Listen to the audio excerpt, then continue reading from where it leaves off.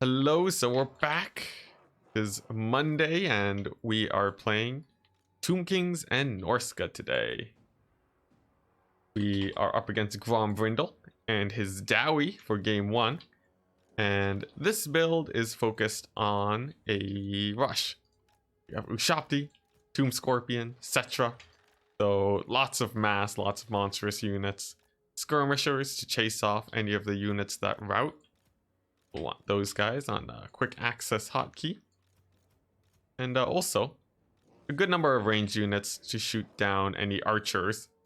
Or, no, not to shoot down archers, to shoot down slayers. Because they can definitely be quite a bit of a problem. Another thing that we'll have to worry about is gyrocopters. And I think 3 carrion will be able to counter even the maximum amount of gyros that can come our way. So, with all of that, it's just going to come down to how well we can rush with our remaining troops. Take a look at the army sizes. You can see a pretty small dwarf army. Means it could be a box of elite troops. Or, like I said earlier, many gyrocopters. We'll have to see. I see in chat some people cheering for the Dowie. We'll see. Nice for Kara's Angkor. And taking a look at the builds, we immediately see 2 cannons that will likely head on and fire away at Cetra. We'll have to dodge there. And they're also shooting at my chariots. Big problem for me. We have carrion that will be moving along the sides, and they can still be quite useful, even without having any gyrocopters to chase. Their job will be mainly to shut down these thunderers. And while we advance, we're just going to be dodging with Cetra and getting into position. Now that our army's a little bit closer, we can begin marching them up. We want Cetra to just be parading through all these thunderers as quickly as he can. The cannons are targeting my chariots, so we're going to turn. And come on, get there, carrion. Yeah, so we're going to be turning. We're going to be making the cannons turn by moving our chariots over here like so. But there's actually an opportunity to shut down some of these miners with blasting charges. So we're going to go for that. And the big focus here is to shut down the back line. Cetra can move in now. And with a few buffs, he should be able to avoid most of the damage here. Many of the miners are also being bogged down, getting run over by chariots too. And with the slayers now pulling forwards, we're going to want to start dealing with the artillery. Let's see here. Yeah, so we want to deal with this artillery. Just because they can actually do quite a bit of damage to Cetra.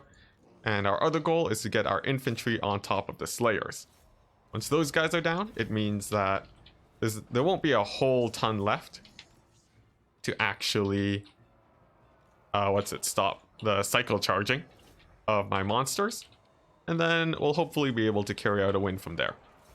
Let's see how that goes. Just loads of buffs on Cetra. Backline is being compromised, but the Dowie do have a pretty nice lead in the balance of power. Cetra is getting shot by some bullets too. He's getting caught in slayers, so I have to be a bit careful. And we really want to make sure these thunderers can't fire too much. See, our archers are in range of the slayers, so they'll be chasing them. That'll be their main job. Well, the Tomb Scorpion goes ahead and deals with all of these range units.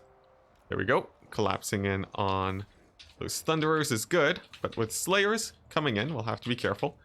Cetra too will need to keep bouncing between these units. And I'm not sure how this goes. There are a lot of Longbeards, and it means that in the late game, our troops can definitely... let's see, we can definitely run into some problems here. At least we have an Ushapti summon though. We can take out the Ulthar's Raiders.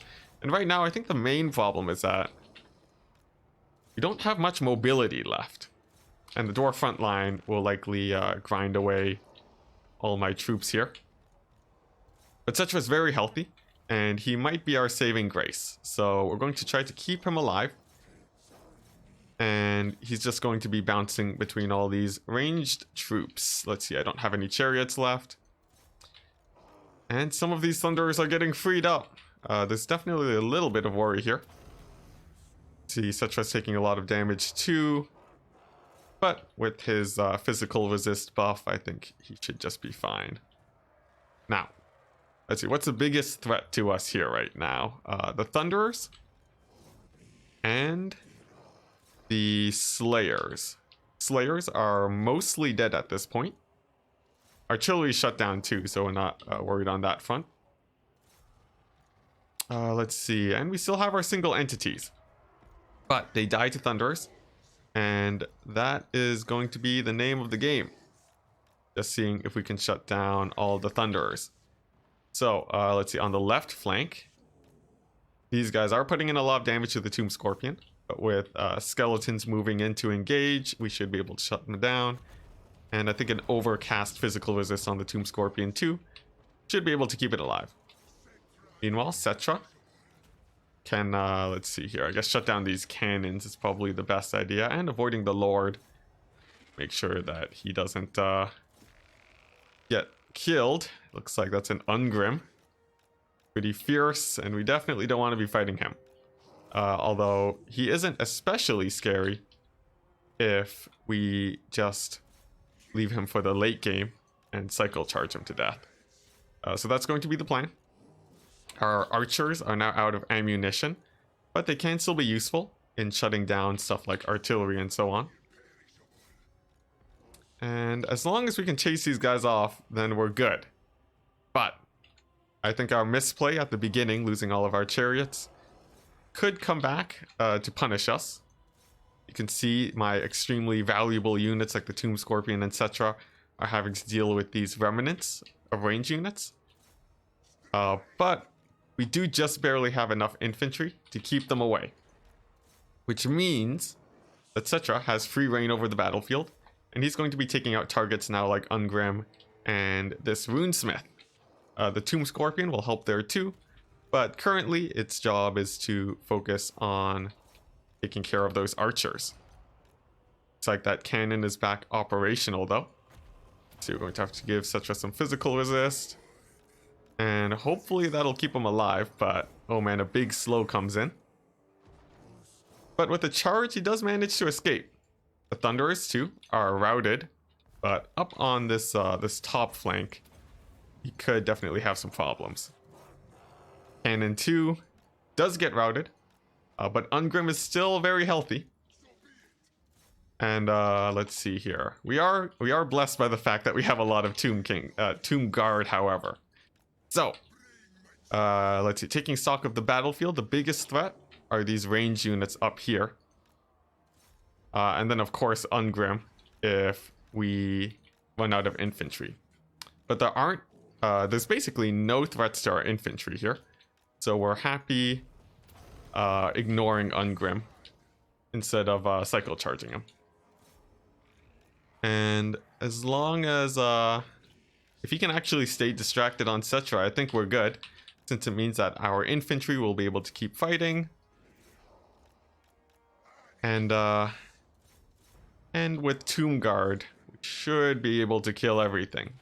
But we'll have to see. Our Tomb Guard do engage on these cannon crew, who won't really be able to man cannons anymore.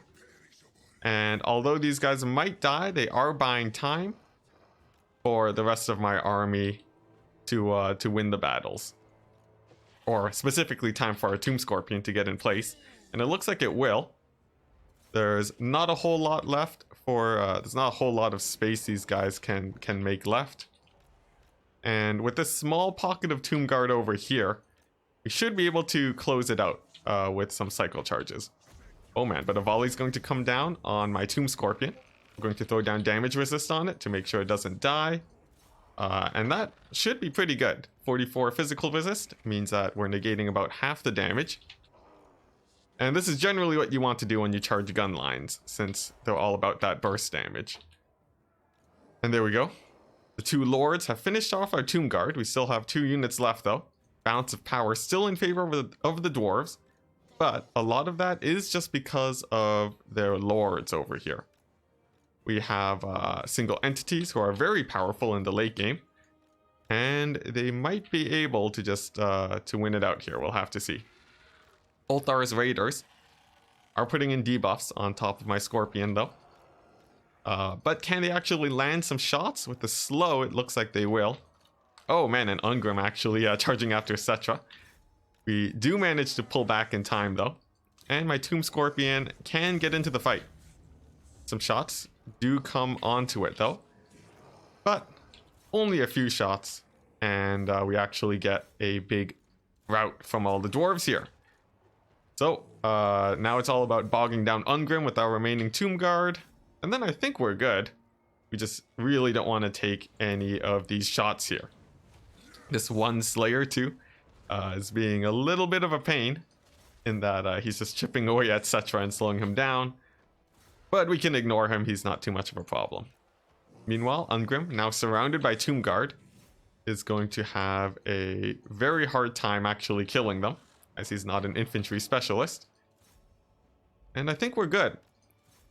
These raiders aren't much of a threat anymore since we have our infantry that can chase them. So that means our next order of priority is to cycle charge Ungrim. Since without our infantry, we're much more vulnerable to his attacks. And that means that we want to be getting in as much damage as we can as quickly as possible. Got to make sure that we're not overly patient here. And there we go, a nice charge from the Tomb Scorpion. And as soon as we can, we're going to turn around again to get some hits on Ungrim. This unit of Tomb Guard here will, oh geez, let's see, we gotta micro this properly. Oh, looks like we might take a hit from him, but thankfully he got knocked down for a long amount of time. And yeah, these raiders can get taken care of by our Tomb Guard, which buys us a lot of time to do our cycle charging as quickly as we can. Because you can see Ungrim here, he's still a beast, and if we were just to leave him to his own devices, he would do a lot of damage. And even with our cycle charging, he still hits like a truck and nearly kills Cetra. Now, to avoid my army crumbling away, we're going to leave him out of combat and instead use our Tomb Scorpion to cycle charge him. We're also going to be zooming in a lot to make sure that we micro properly. And to do that, what we want to do is we're watching Ungrim to see if he's facing the Tomb Scorpion. If he's actually facing it and trying to chase it down, then we will be running away. And when he attacks, that's when we're going to charge in with the Tomb Scorpion, because it means that his attacks are on cooldown. By using this method, we can avoid more attacks from him. And this will do less damage over time, but it also means that we'll be taking less. And we can see here, if we had engaged there, Ungrim likely would have been able to hit the Tomb Scorpion. But instead, he gets caught by the Tomb Guard. And this process makes sure that our Tomb Guard are getting in free hits on him. Since every time he disengages, he'll be getting hit in the back for quite a bit. And there we go, Ungrim is now extremely low. And as soon as he makes an attack, there we go, we can charge in with the Tomb Scorpion. And then disengage. And there we go, yeah, there won't be many more hits here. By pulling away to attack our Tomb Scorpion, it means that our Tomb Guard are still healthy. And that means GG. Oh my gosh. So, a very close game there. And I think a lot of that closeness, like I said earlier, came down to the fact that these poor chariots and skeleton archers got killed so early. They did sacrifice themselves to bog down the cannons and thunderers, but maybe it wasn't worth it. It would have been good to have maybe one unit in reserve. As for our Ushabti, I think they did much worse than our Tomb Scorpion. And next time I'd probably sub out one of these for a Scorpion. But everything else did pretty good, especially these archers, who shot the Slayers the whole game. So let's ready up ourselves and get into some commentary. Now, oh, whoops, I recorded too early. Anyways, we're playing Norsca, and we're up against the Beastmen. We've got quite a pretty large front line of infantry. Not too elite though. And they're just holding the line for us to cycle charge with skin wolves and marauder horsemen. We have Wulfric too to bounce along the lines, causing terror. And as long as he doesn't get shot to death, I think we'll be just fine. For our opponent, we're seeing Minotaurs with great weapons. Something that we'll need to avoid, but they are pretty expensive. Which means that the Beastmen player here won't be able to do much to, to actually stop all of our forces from, from collapsing in along the flanks. He does have a unit of dogs and centaurs though, which should be able to hold off quite a bit. And I'm considering if I want to just sit back and skirmish right now. I think we have the skirmish advantage, but we'll hold the center of the map just to make sure that our troops don't rout off too easily. And yeah, let's see, there are archers here though. Means that our skirmish advantage isn't a domination, and our skin wolves are being pushed back here by by minotaurs. This left flank too is being counter skirmished, just some dancing around with the different troops, and it means that we're not getting a whole lot of damage, but we're still trading up. Those dogs and centaurs are taking quite a bit of damage, and the archers aren't really pressuring my front line, so I'm sort of happy just sitting back and taking what damage I can. Of course, play games like this, there's no need to be hasty, as long as you're not getting surrounded or getting out-traded in other ways. And can we win this fight? I'm not entirely sure. And okay, Beastmen are now advancing. We don't want to be giving them more ground. And that means that it's time for us to advance too. We've pushed back the archers to make sure that they aren't shooting us. And Wulfric is going into the back line too, but Minotaurs are coming in to support. So what Wulfric is going to do, he's going to push along the right side to pressure the infantry while running away from the Minotaurs at the same time. Should be nice. I'm still wary of the troops in the forest since they can come out at any moment. And yeah, we really don't want to get murdered by those guys. In the meantime, we're also shutting down the archers, and we'll also be using our skin wolves, I guess, to collapse the left flank. Oh yeah, I forgot. We needed them to defend this side over here. And it looks like as they reveal themselves, we can send in our skin wolves, and hopefully they can win that fight.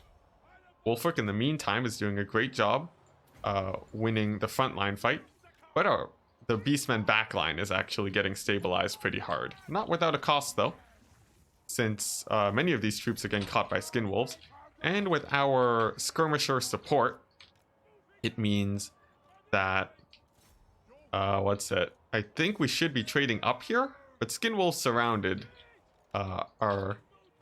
skin wolves definitely don't want to be surrounded here. So we're going to see how this fight goes. These minotaurs with great weapons specifically are quite scary, and I think these skin wolves, since they're about to rout, we'll probably try disengaging with them. Our sorcerer too, looks like we actually were a little bit careless with him, and we did let him get caught out. And the left flank is not looking too healthy. Overall, things are going pretty badly. But we still have our skirmishers. Our skin wolves are still fighting decently too. Wulfric's in the midst of the fight, taking a lot of damage from Chaos Spawn. Let's see if we can disengage with him there. Oh, and it's this Manticore too that's causing a lot of problems. But our skirmishers are still alive. We still have a unit of dogs too, and we can just take out this strength of the Beastmen, then we should be faring better. Let's see here. Dogs can get in. They'll be doing a lot of damage to infantry, and our caster just barely makes it back, which is man, is that a blessing. Minotaurs are having a hard time, and Wulfric makes it out alive, which means that things should be starting to tip into our favor. But our skin wolves are still very close to routing. And without Wolfric here to help, it's probably something to worry about. But Wolfric is getting there.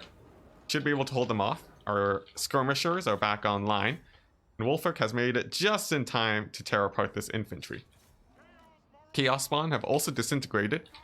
And without summons left, things will hopefully swing in our favor. But we'll have to see. Minotaurs are holding 2. But I think Wolfric should be able to take them out. And it looks like he does. Which is great. Our skin wolves are getting into the fight, doing a lot of damage. But can they win versus those wolves? We'll have to see. Let's see here. And this is a big deciding fight here. But it looks like our wolves do manage to kill them off. We rout off a whole ton of beastmen infantry. And now things are looking very much in our favor. Another Manticore is summoned though, which is a pretty big threat to Wolfric. And how much support do we have for him here? Not a whole ton. He is putting on a beating onto this chariot Aster Lord here though. And there's not a lot of infantry support for the Beastmen. It means that Wolfric can safely pull away from the Manticore. No problem. And we do rout off that chariot. Now, we don't want to commit too many resources to it, since he's already running, and instead, we're going to be using our infantry here to kill off Mogr, while we chase off the chariot with our horsemen. Meanwhile, Skin Wolves, proving that they are indeed an amazing unit. They do manage to win off many of these fights here, just barely though. And it looks like that might be what wins the game for us. Some Gore Herd do charge us here, but with their leadership routing and them basically being surrounded, we should expect a rout.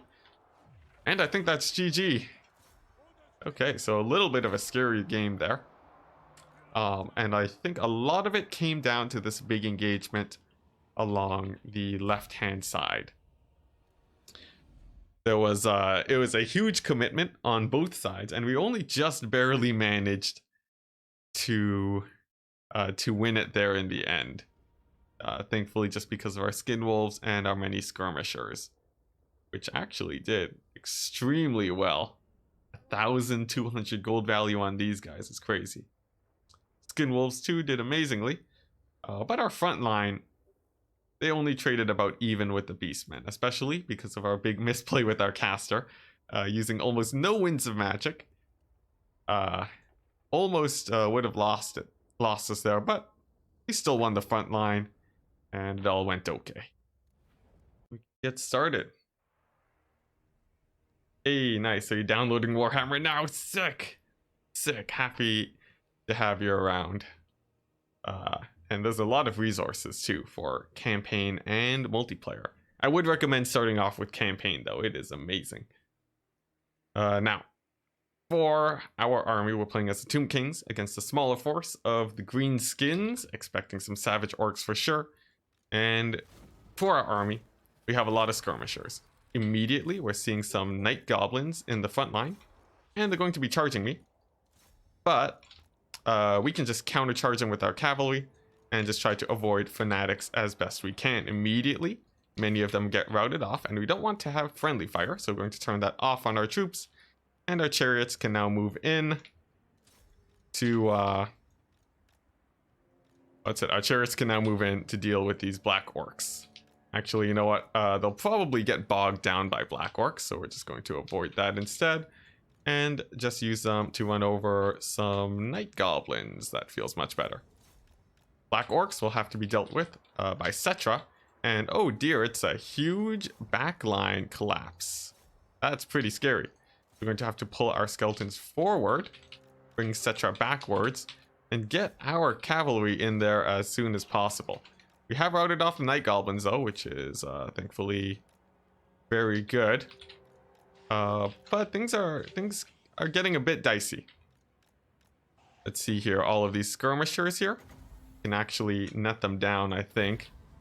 And that will let us catch all of them out and give us a pretty big lead. Our archers are going to be dealing with the black orcs. And we want to be in a position where they're actually, where we can shoot them. And to actually force that, we're going to engage them along the left flank, which means that their front face will be getting shot up by archers like crazy. And it looks like that's working out pretty well so far. Meanwhile, skirmishers are having a very rough time. But what's this? A Grimgore Ironhide has come in, and it looks like he wants to be getting in onto my archers. We accidentally dodge a foot of Gork, completely unintentionally, but it works. And I think it's about time we also get our chariots in here onto the Black Orcs. As much as Cetra and the archers do well, we definitely could be using a bit more support. Black Orcs are hounding down Cetra now. And let's see, what do we have?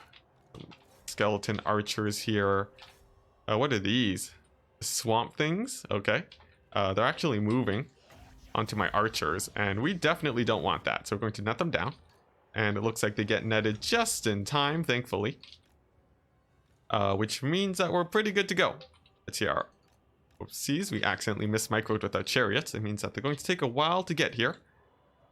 But otherwise, things aren't too bad. Let's see, these Goblin Wolf Rider archers are once again collapsing in onto my archers here. And we really want them alive to be shooting Black Orcs.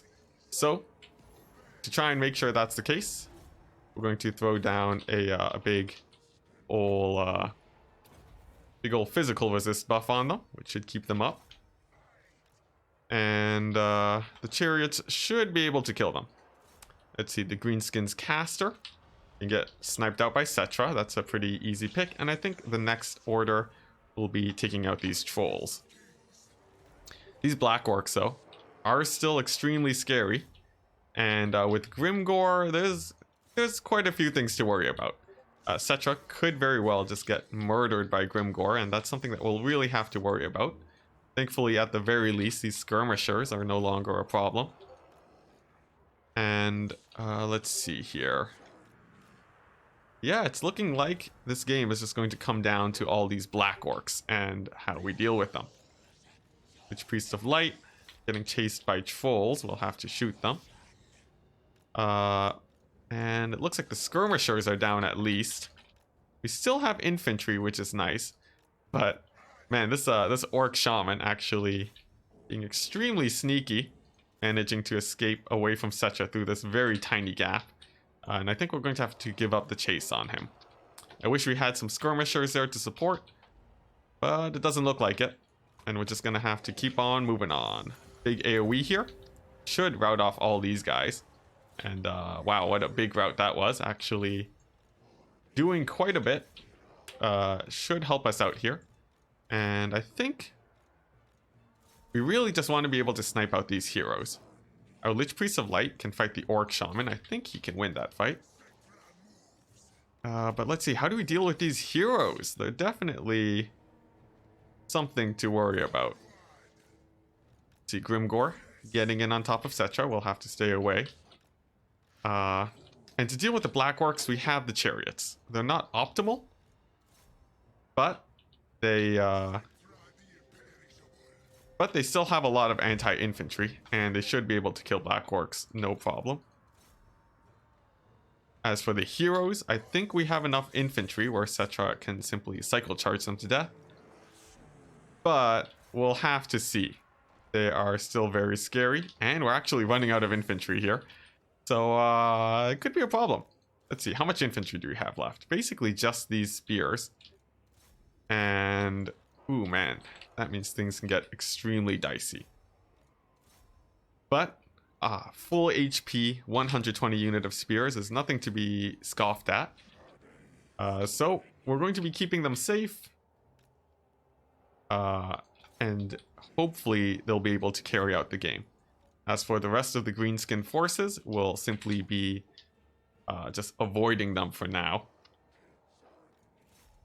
And yeah, hopefully that goes okay. Let's see, this unit of spears, it looks like they're going to die.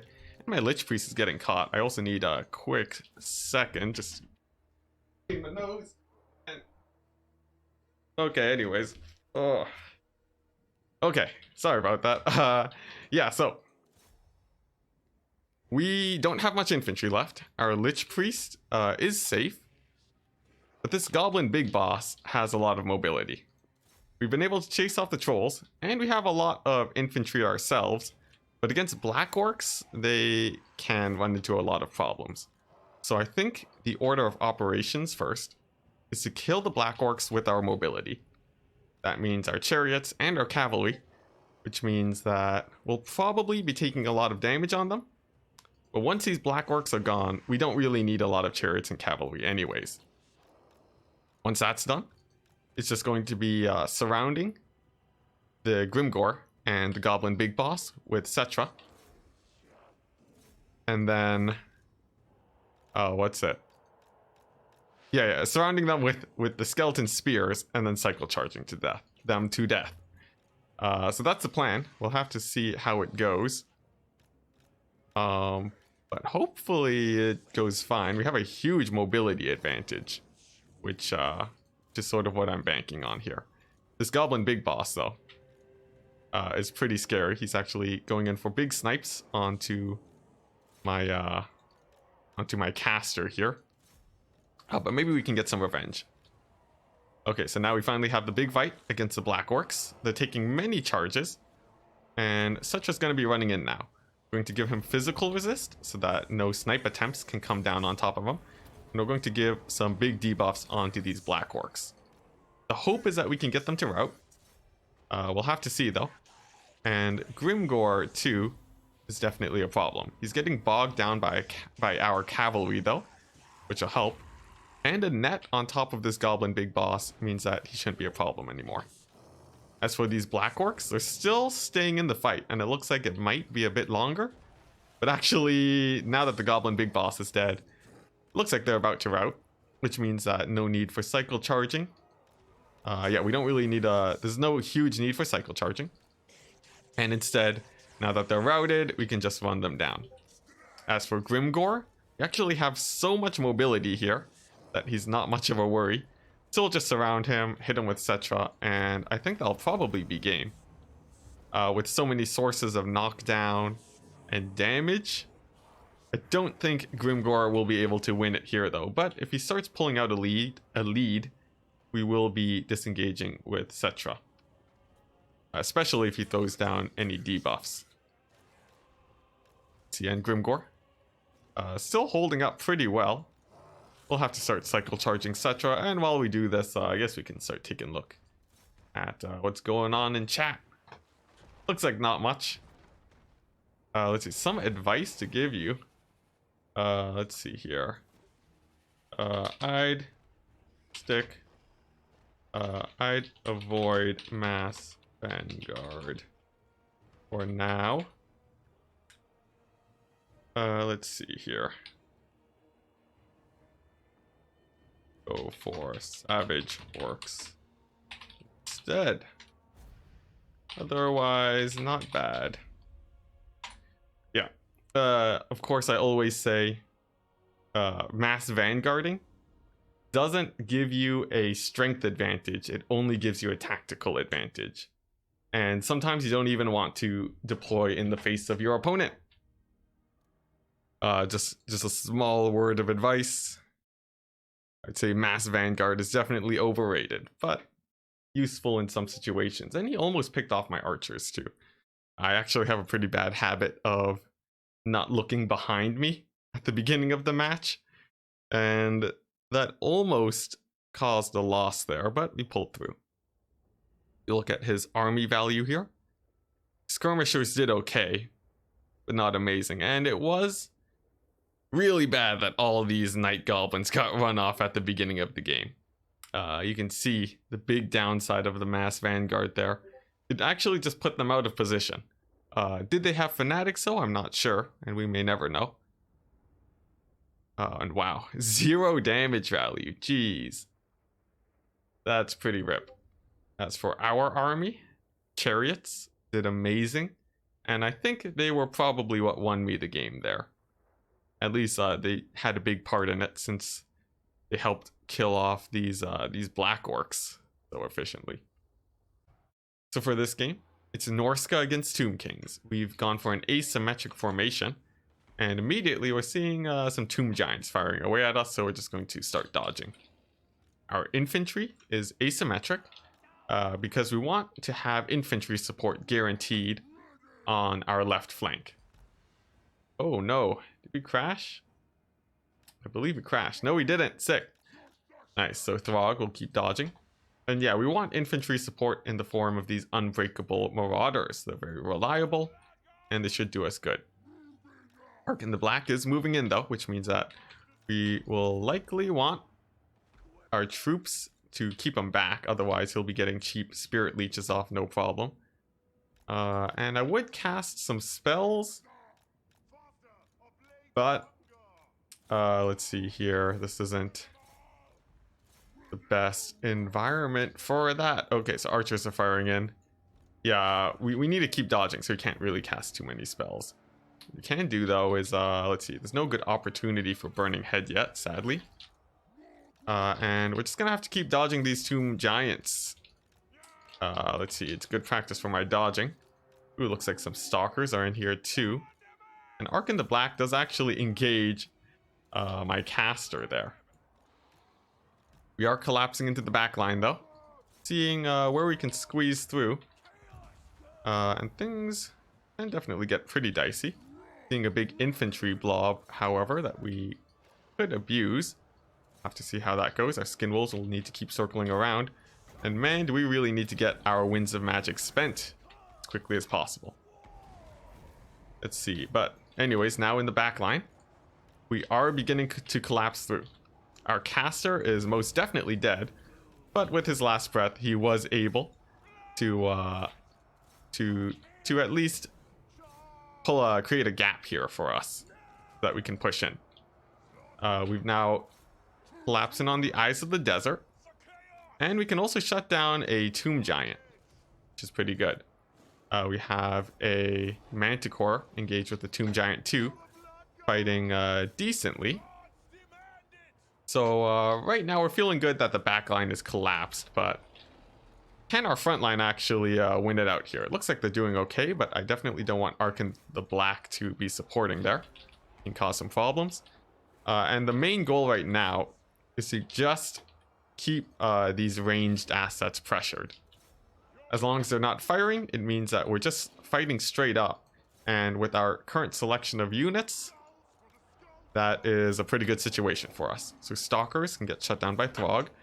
We'll shut down archers with skin wolves. And the main thing that would tip the infantry fight is Arkin the Black. So let's just bog him down with our Marauder Horsemen.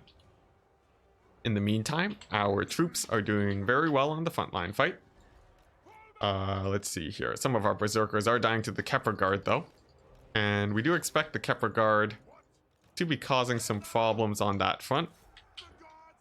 But they're so far away from us. I think as soon as this Tomb Giant is killed, we can just run away from them and they won't be able to get much value. In the meantime, Throg, having dealt with these Eyes of the Desert, is now going to set his eyes on this Tomb Giant. And if he can just land some hits on it, then I think we're good. Berserkers very much want to be fighting our infantry, while our monsters get in and do the rest of the hard work. They're just, yeah, as long as our troops aren't bogged down by infantry, we're good. But these Tomb Guard halberds are moving in to stop Throg. And we're going to sacrifice our Mist Stalkers just to delay them.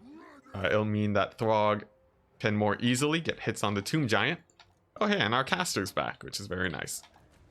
Yeah, so we're just delaying these halberds so that Throg can deal with the Tomb Giant, since he's one of the best units to be fighting that.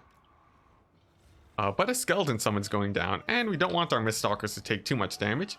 We have some Berserkers and Marauders here too to help out. So I think we're going to sub them out for our Mist Stalkers just to keep them alive. Meanwhile, our Skin Wolves, I guess they can charge Arkin the Black, but it looks like he's pulling away to safety.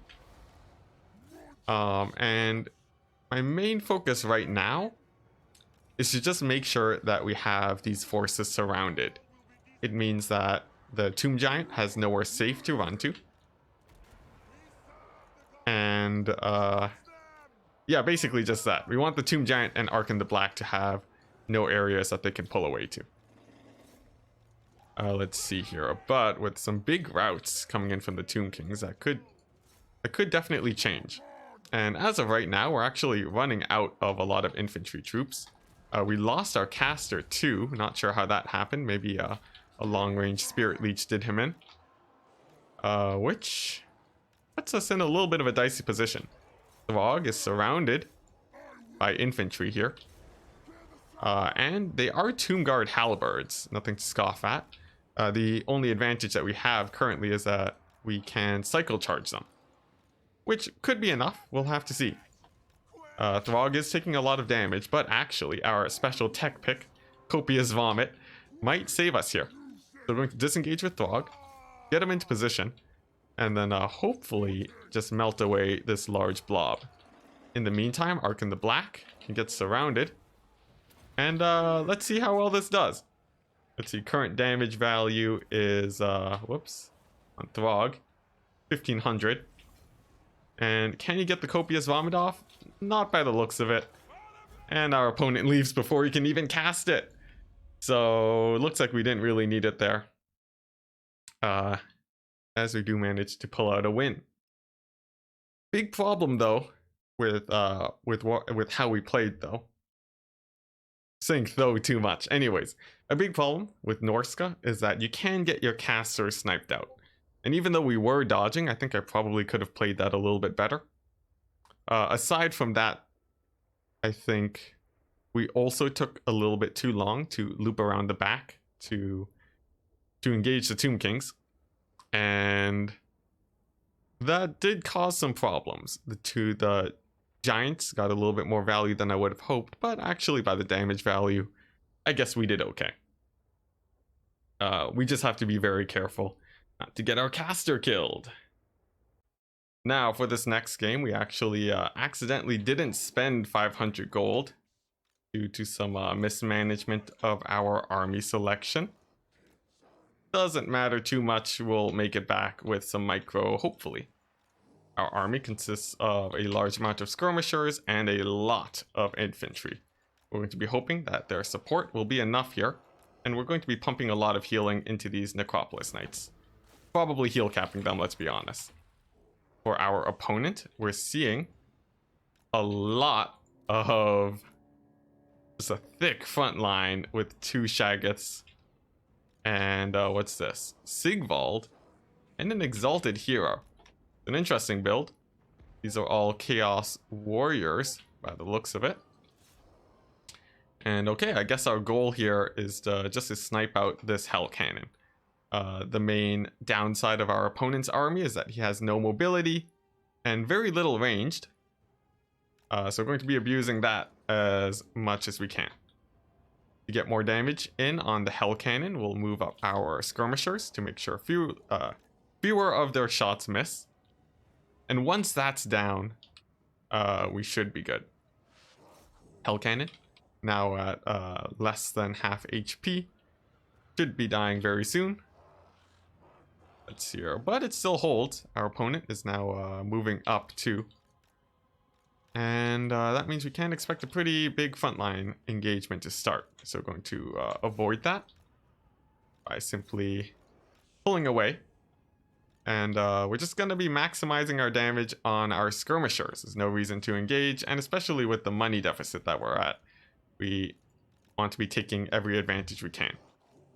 Hell Cannon does go down, which is a great start for us. Means that we should have caught up in our money deficit. And with the front line so wide with the chaos here, I think we can just bring in Cetra and start cycle charging the infantry. But the nearby Shaggoths are definitely a little bit scary. Let's see, we are engaging on the Hell Cannon though. And it looks like maybe a gap is forming here. I would like to cycle charge with my cavalry, but they're not extremely proficient here in that fight, and we'll have to be a bit careful. Also going to be giving denied flank here, since these troops don't want to be fighting those Chaos Warriors. And then it looks like we have a big fight on our hand. Oh yeah, we also have this Necrotect on the chariot, who can cycle charge the infantry. So going to bring him in to do that. Continue denying the flank, and staying away from Shaggoth, who will be able to do a lot of damage to our single entities. Meanwhile, Chaos Warriors on the flank, holding out, and the Shaggoth gets pretty overextended. Necropolis Knights should be able to do a lot of damage against them. And looks like the Shaggoth is disengaging. They are chasing after Cetra now, and some big hits are going to go in. They're going to throw in a big buff onto Cetra, giving him that physical resist. And then it's just going to be our skirmishers firing away. Meanwhile, the frontline fight is going down. Have our chariot for that. And let's see here. Our Necropolis Knights are still doing okay. Get our infantry here to support. And we want Cetra to come back as soon as possible. Our main goal here is to kill off these Shaggoths or to win the infantry fight.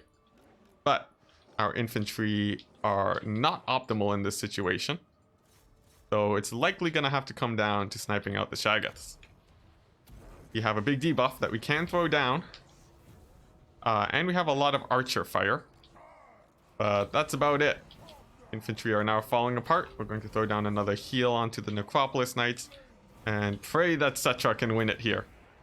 We're going to throw down some big buffs. And see how that goes. Cetra's hitting the Shaggoths for a lot of damage. Kepler Guard are doing okay against the forces of chaos here. And we've routed off one Shaggoth. Now we're going to move on to the other. Let's see here. We have Ushapti that we can summon also to hopefully catch those guys out. And we also very much want our skirmishers to chase that guy off. Looks like we've also terror routed some of these guys. And our Necropolis Knights are doing very healthy too. So maybe this is going better than I would have thought. The Necropolis Knights specifically are just holding out like champions. And just for that, we're going to give them another heal. So let's see here. Second Shaggoth is now taking a lot of damage from our archers. Kepler Guard. Thank goodness we actually took some Kepler Guard. They're actually winning the fight against these Chaos Warriors. And let's see. Without these heroes to support, I think we should be okay. The Ushapti are helping block too. And let's see, with a big damage buff, hopefully Cetra can finish this guy off. But it looks like we're actually missing a lot of shots now. And that's usually an indication that it's time to begin cycle charging. So we'll do that with Cetra. And we'll also use our Necrotect on his chariot to rout off these Chaos Warriors. There we go, a nice charge onto the Shaggoth. We do take some hits as with Cetra. But I think with our archer support, the Shaggoth should be gone. And indeed, he does get routed. We can chase him off with our skeleton horsemen. And then we can just use our Necropolis Knights to finish off the rest of these heroes. Okay, so there we go. A win for us. A little bit dicey, but I was actually very surprised how well our Necropolis Knights did. I was also very surprised that the Kepler Guard could face off against the elite, or not the elite, but at least the mid-tier Chaos troops. They actually took like no damage and tore them up pretty nicely. As for our skeleton horse archers, of course, always amazing and a very good idea to take skirmishers. And that's basically what did it for us there. Nice. Sadly for the heroes of the chaos, they were never able to catch Cetra. That definitely helped a lot too. Also the Hell Cannon pick. This is a matchup against Bretonia. We've taken a similar hero squad that Fizztech used against us to make sure that we have enough to deal with a hero blob from Bretonia. Skinwolf Werekin is a very good fighter. Wolfric has his debuffs, and same with the Fimir Caster. In case there's a Green Knight, we have Fireballs. And instead of Fimir Warriors, we've taken Trolls to save on our money. They still do very good versus cavalry, and the slow effect is very much appreciated to avoid cycle charging. Just to make sure that we have some mobility, take in some skin wolves, and we also have these marauder horsemen with throwing axes. They can pressure the back line, and they can keep cavalry at bay. For our opponent, he has gone for a very wide Bretonnian build, which can sometimes cause problems for Norsca here. There are many archers along the side, and I think we're just going to be trying to avoid them. There's also Lewin with a life caster instead of the usual Fey Enchantress blob, which means that off the get-go our build isn't optimized to deal with this guy. Now, we will be getting outflanked on the left-hand side because of these archers. And we're just gonna have to use our... we're gonna have to use Burning Head to deal with them. Ooh, nice. Some nice pivoting by our opponent. Means that... what's it? We can't get a clean engage over here, but... if we just engage on this left-hand side, he'll have to re-pivot, and that means that we should be able to get a pretty solid flank going. Archers are firing away, though, so we'll pull away to disengage from them. And, nice. Now that our opponent has repositioned, it means that this flank should be able to get pressured now. Skin Wolves. Let's see here. Don't really want to be fighting Grail Knights. But these archers, at the very least, can get shut down. Just begin our slow advance now. Knights can't really cycle charge us too hard. Have our goals. This is a very delicate procedure here. And you know what? We're going to pull back a tiny bit. Because we want that Firecaster to be putting in the damage. The Burning Head is extremely important here. And that could very well decide the game. The archers have now turned, and it's now time to send a Burning Head into those archers. Lewin has landed. Knights are charging into my troops.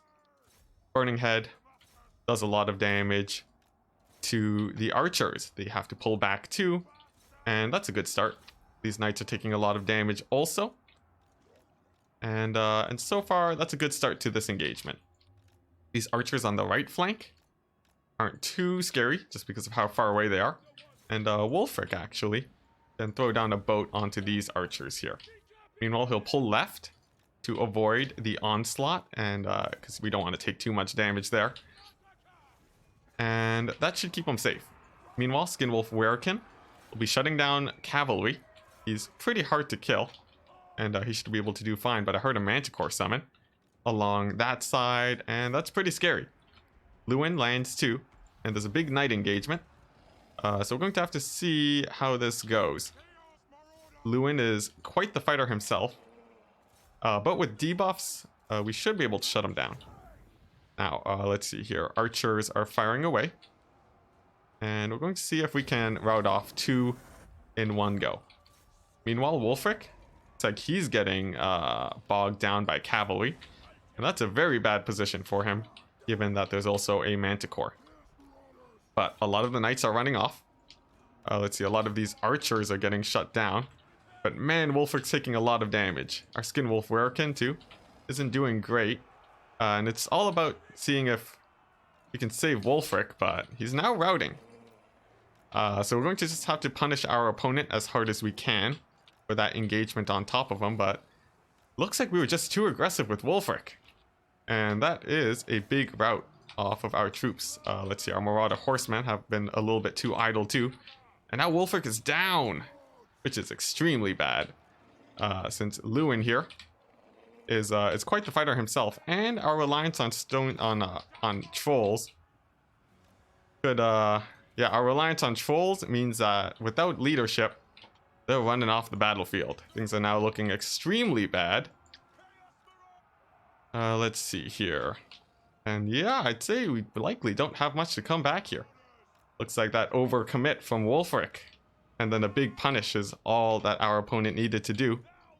We'll keep trying to scrap it out, but we have no more trolls and no way to deal with cavalry. I say we call it a GG here. So very well played from our opponent.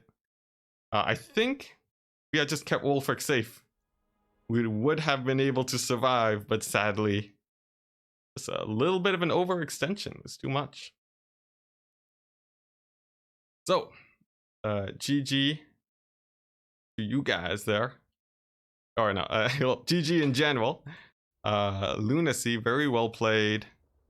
Let's see here. Man, big misplay from Wolfric, but it's good that we get the practice here. I think our main problem, though, was were these skirmishers, because after those knights committed, we could have run over all of these archers really easily. And yeah, not being able to do that meant we were taking a lot of fire, meant our trolls were routing, and that was it. So GG, I think I'm going to call it a day here.